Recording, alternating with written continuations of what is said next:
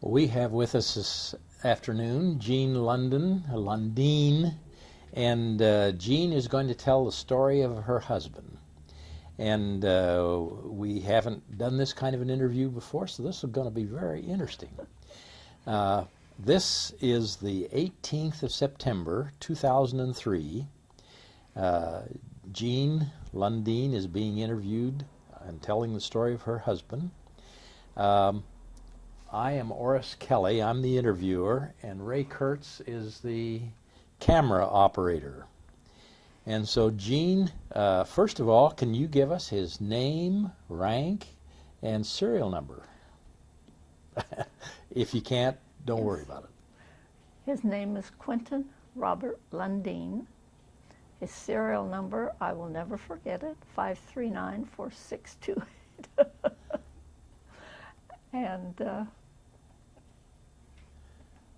And he was Navy.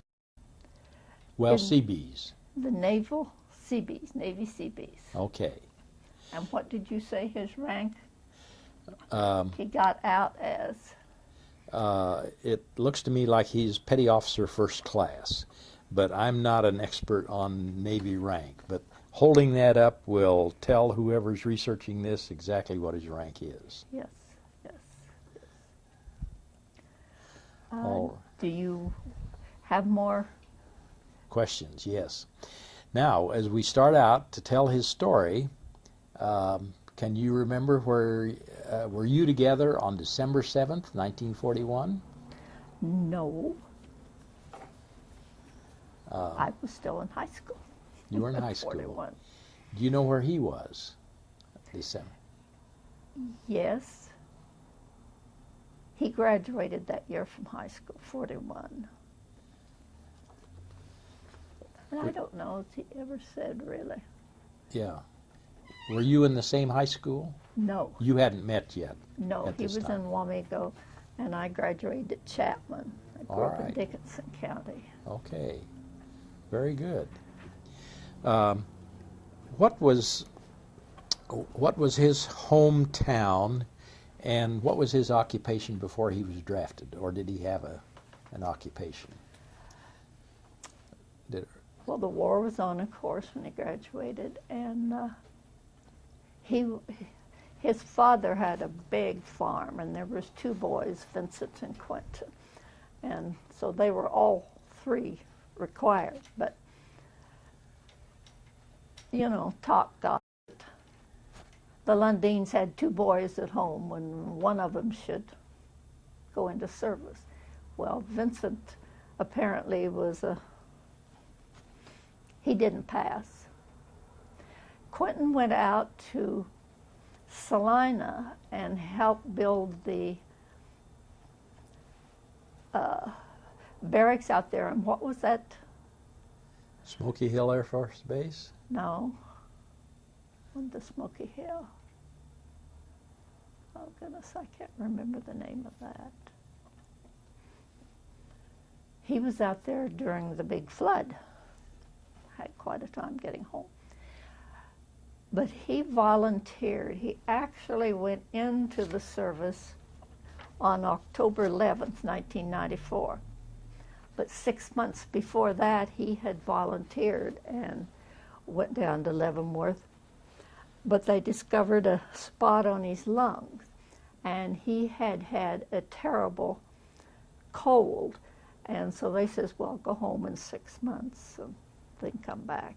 And that's what he did then on October 11th. Uh-huh. That's when he went back to report in. Yeah. And we met during that time that he was home. He got in the Navy. He was really hoping that he could, but there was a long line of them, and they were saying this money to the Army, this to the Navy, and he had to get in the Navy. And he didn't know he was in the Seabees until after he got out of Great Lakes Training Center. So his boot camp was up at Great Lakes. Mm-hmm. Do you remember him talking about any impressions he had of boot camp? Yes, he just didn't mind it at all. Uh-huh. And I remember him saying that they hiked into a suburb of Chicago, I presume, to help the post office with their packages at Christmas time. He said they were throwing packages up on high, and there was a couple bicycles, and some of the guys got on the bicycles and rode around. But they had to hike down there, and it was quite a little ways, and hike back. Then he came home for Christmas on leave. And this was Christmas of what year? Of 44. Okay. Yes. And he went back up to Great Lakes, and he spent 5 months, I think, up there before they wanted him in California, and he knew they were going overseas somewhere, but he didn't know where. But when he came home for those 3 days, he got a 3-day pass to come home. Well, he got it from Manhattan, New York, so he could spend an extra day here with us. When he went back to Camp Parks, he found out he was going to be there for 4 or 5 months yet, and so he says, "Jeanne, why don't you come out?" My dad said when I left, "Well, maybe you should get married while you're out there." So we did out in Oakland. And then he boarded the ship. Camp Parks was just outside of Oakland. And is that big camp that was out there. It's an army camp. Shoemaker was right next door. And he showed me the dock out in Oakland where he boarded the ship at. So you went with him from Chicago out to Oakland? No, I just went from here to Oakland. Oh, to Oakland, okay. They weren't allowed to have anybody with them up at the Great Lakes. But what I think he remembers most was they spent 48 days on the ship going over because Okinawa hadn't been secured yet. Mm-hmm. So they stopped at so many of the islands to take up some time. They were at Iwo Jima and the Marshall Islands where they had been fighting. And he said when they did get to Okinawa then, there was a lot of snipers still around. Uh-huh. About when did he get to Okinawa? Do you remember? Yes.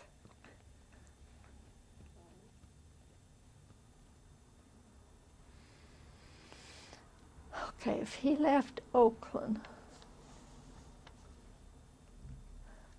went to Camp Park. That was right after Christmas. He went out to Camp Parks. Then he was there 4 months before he got on the ship. So that would make it, he came home for Christmas of 1944.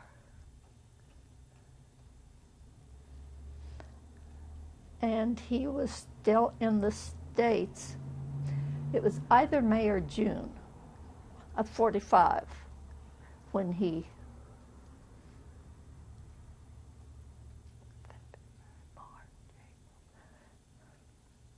No, it wasn't that late. It was earlier than June. But they almost lost their, not knowing what time it was. They spent so much time on that ship. And so the war wasn't over with Japan yet when he got to Okinawa? No. Yeah. No, so they were still fighting on Okinawa, some? Some, yes. Okay. And in fact, they were getting the island ready so that the Air Force could leave from there to Japan, because they're pretty close together. Yeah. Not that far. Quentin says when they got there, why, he started working on the big Quonsets. They put up the very first thing for storage and mess hall and so things. But their tents, the men pitched their tents just all over, up the hills, on the hills, and down. And the natives were laughing at them. It wasn't too long before a typhoon came across, and they knew then why. Because the natives were living in caves on the side of the mountain. Yeah. And he said of the natives that you just cannot tell their age. But they were almost sure it was old men and old women and then younger girls, but they didn't see any younger boys. And the girls then did jobs for them around the camp, did their laundry and so on and so forth. But the tents all blew down, but the Quonset sets set, okay, so everybody ran to them, and they had to spend a day or so in those Quonsets in before it passed on. Quentin didn't lose any of her personal things because he was getting ready to move to another battalion, and he had his things already in his duffel bag. But he said it was really dangerous with the wooden base for their tents. You know, besides the tents going, it was this big piece of wood that was flying through the air. And they had another small one while he was there. Quentin spent 9 months on Okinawa. And before he left, he became a baker. He said that's the mess hall, or cook, or the baker is where to be.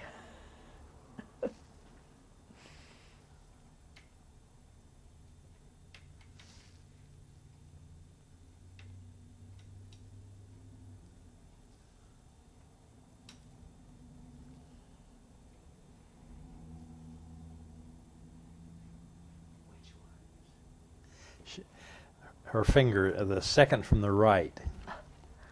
Yes, I'm sorry. With his hands on his hips.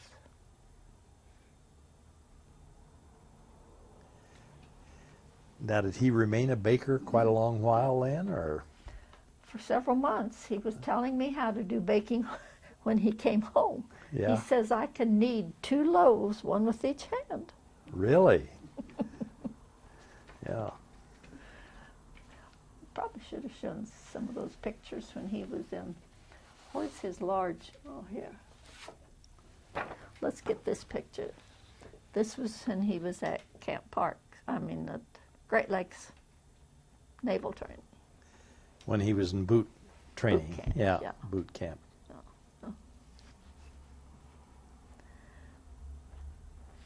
I know there's another of him, but saluting.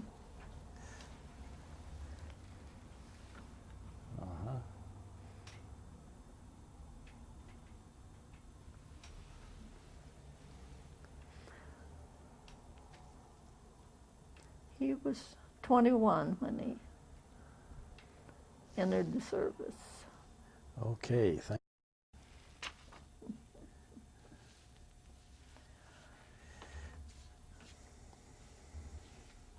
I had a picture of his ship that he went over on, but I decided I gave it to one of the children. Yeah. Now, when he was in Okinawa 9 months, and during that time he was a baker most of that time. No, probably about half of that time he still was a CB and was building. Yeah.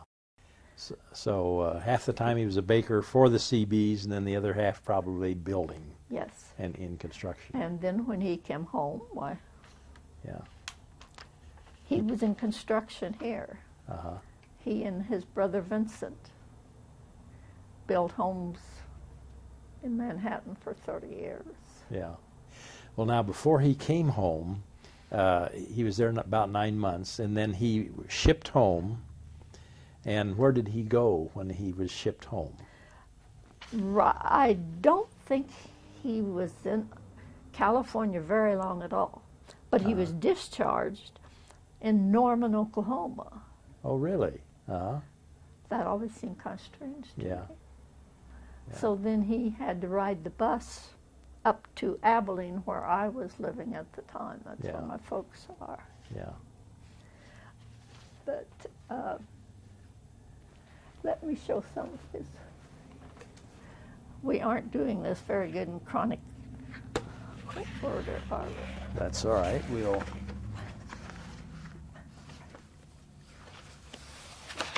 Listen, is that one better? I think that one's better.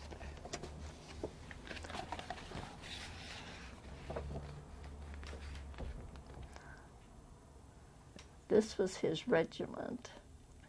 When he was in boot training. In boot training, yes. Yeah. The U.S. Naval Training Center, Great Lakes, Illinois. Uh-huh.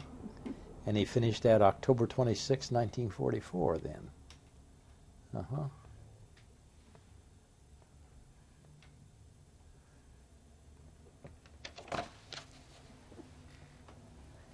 So I don't know if we need to show them. That got them all. Yeah.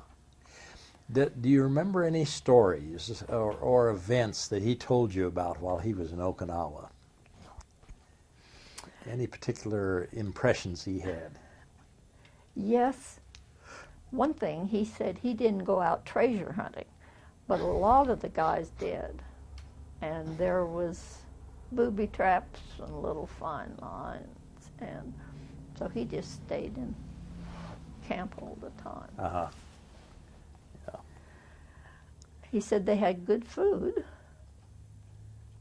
and the cooks and the bakers was always exchanging some food, so they'd have both. Yeah. He didn't mind it at all over there. And later then, a number of years later, a nephew of his was stationed on Okinawa, and so Quentin was very interested in how they have built it up. Well, families are even allowed to go with with their service people over there.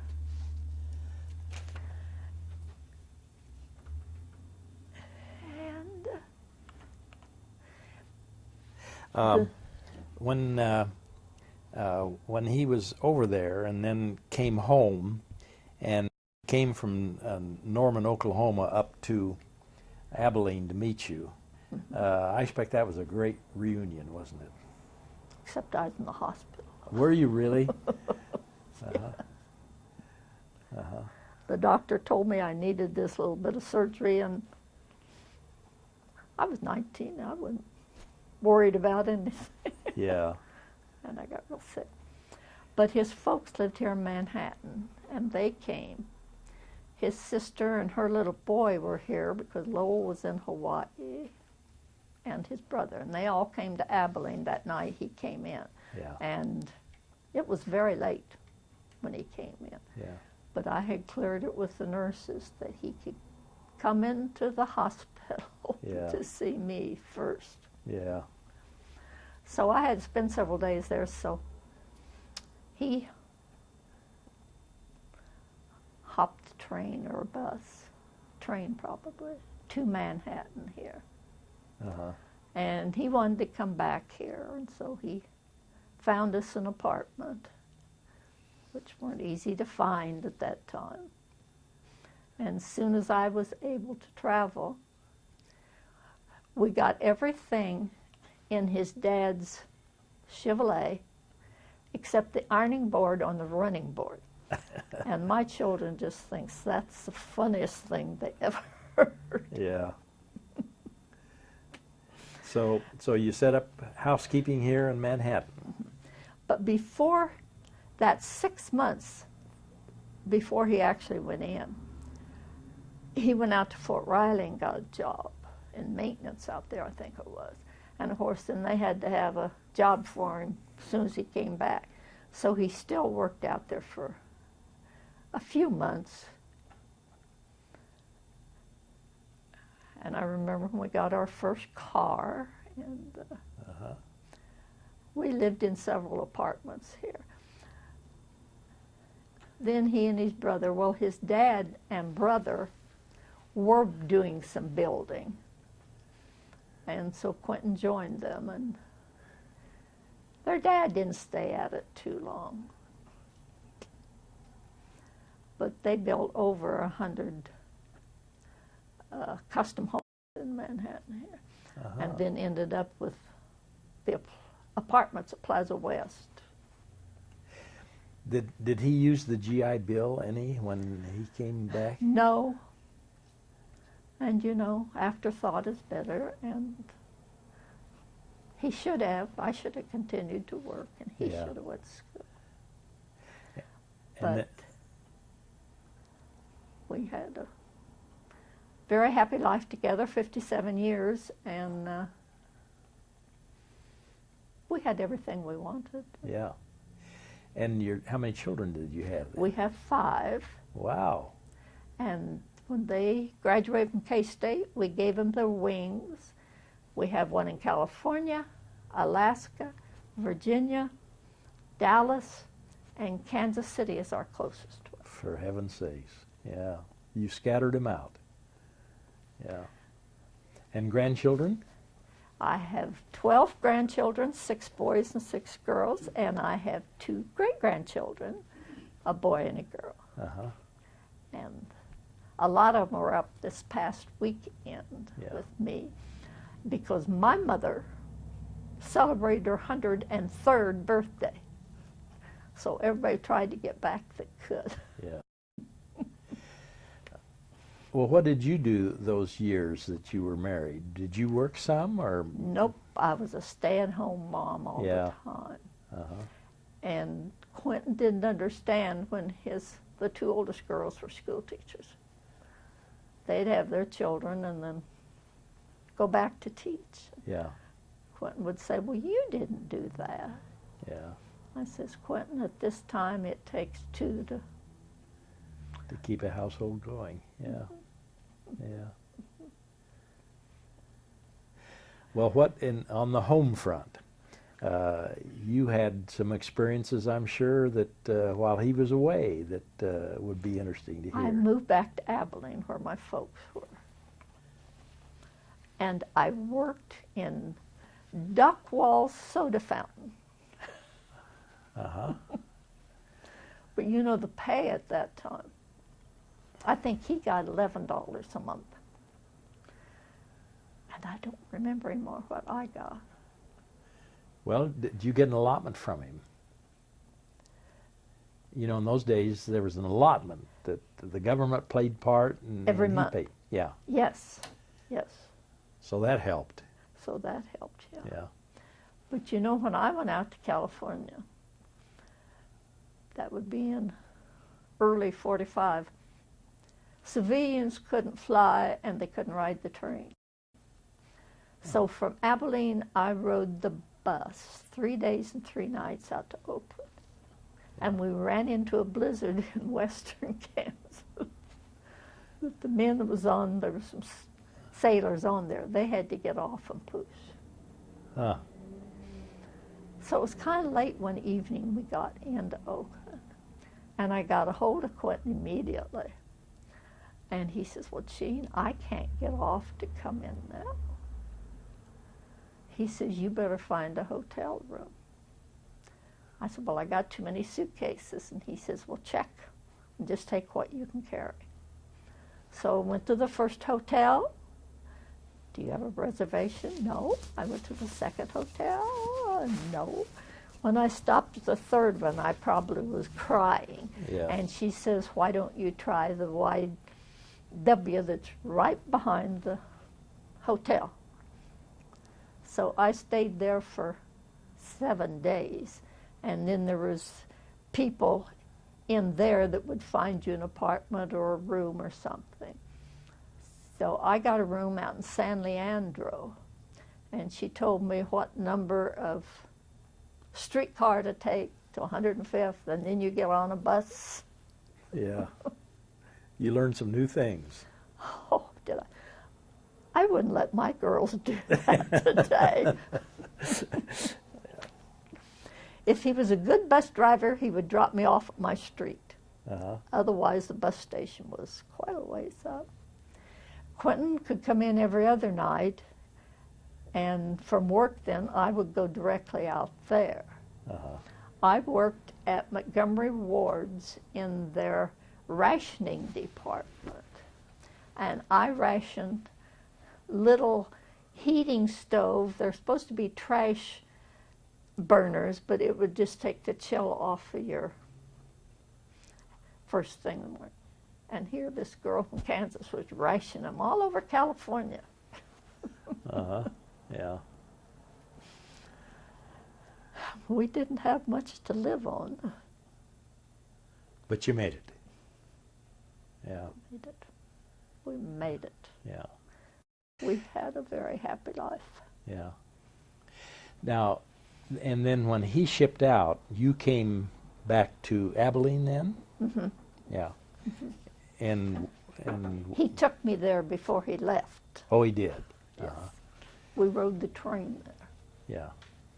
So you could ride the train if he was with you. Yes. Yeah. Yes. Okay. Because coming back in California, he got a leave to bring me back, and it could be on the car where the women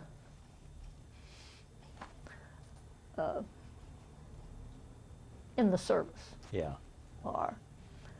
But he could go back to the cars where his buddies were, and he could go to the dining room.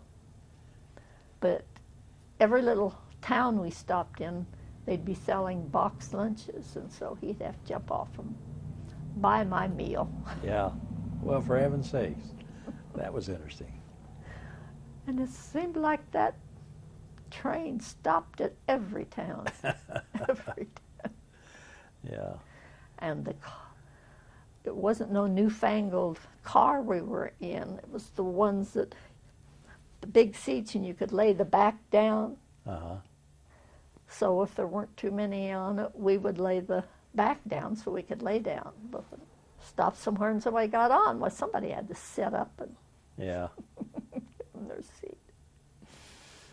Yeah. Is there any are any particular stories that you want to include in this that that either he was involved with or told you about, or that you thought was important to your life?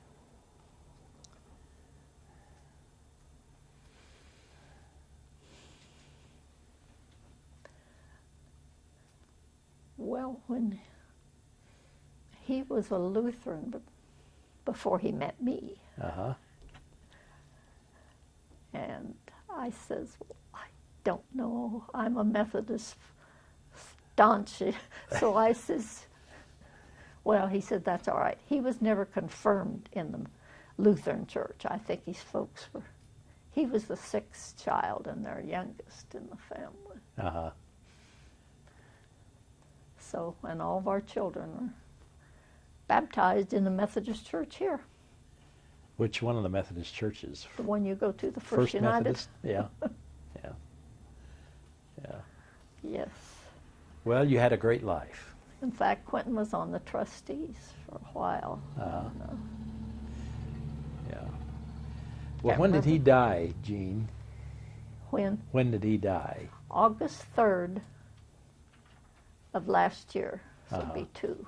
Yeah. But 16 years ago, he had bypass heart surgery. He had 5 bypasses. Got along great, and we brought him home, and he suffered a massive stroke. And I he'd had his surgery in Topeka at Stormont, so I called them, and the doctor says, "Do you want Quentin back down here?" And I says, "I sure do." So they arranged everything, and he spent 3 months then in rehab at St. Francis. That was the only rehab they had down there at the time. Yeah.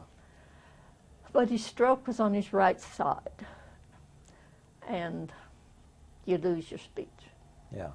I mean, he didn't talk. 16. I took care of him all the time. Yeah. He did get so with a brace on his right leg. He could walk in the house, especially with a quad cane.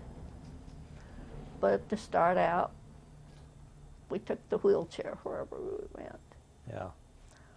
And then I got him a little motor-sized three-wheeler. And then he ended up in the last couple of years with a electric wheelchair, a Jazzy chair. Did he ever have an inclination to get together with his old buddies from the CBs? And Yes. And we did one time, went down to Burlingame. Is Burlingame further than Burlington?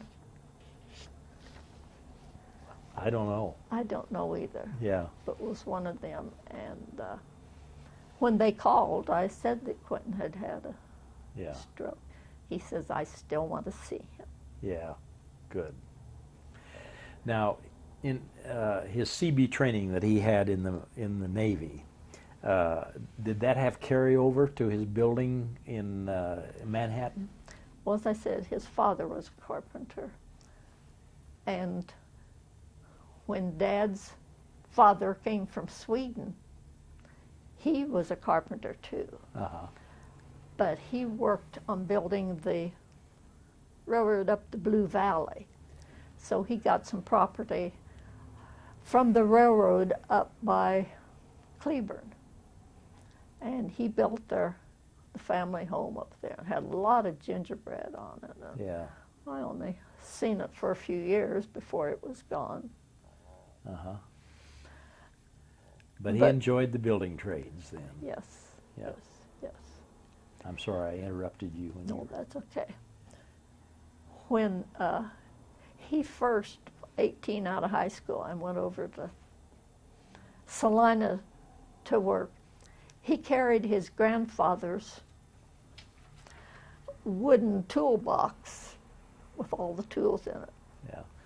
Quentin says, "I knew how to use most of them." An older man was on his project with him, Uh-huh. and he told Quentin to stay close by. Yeah. Uh-huh. Yeah. But as of last week, or the 7th of September, I've lived in our home for 50 years. Uh-huh. Before we moved up there, he would build homes. Well, they owned all the property on Montgomery Street, right across from the campus, and they built houses all up there. We would move into one, and he'd get the other just about done, then we'd sell the one we were in, and then we'd move to the other new house. And I don't think people realize how dirty a new house is. Yeah. There was Uh-huh. sawdust everywhere. Yeah. I made curtains. Yeah. I think the shortest time I ever lived in one was 6 months. Yeah. So now you're in a permanent house and have been for a And while. when he built it, it was just a simple 3-bedroom and on a cement slab. Uh-huh. There wasn't much building up there where we were. Yeah. But our backyard's connected to Sunset Park. And our oldest boy was a year when we moved up there, and we thought that would be wonderful for him to have the park out there. And at that time, there was a lot of children up there, and they did. They really utilized the park.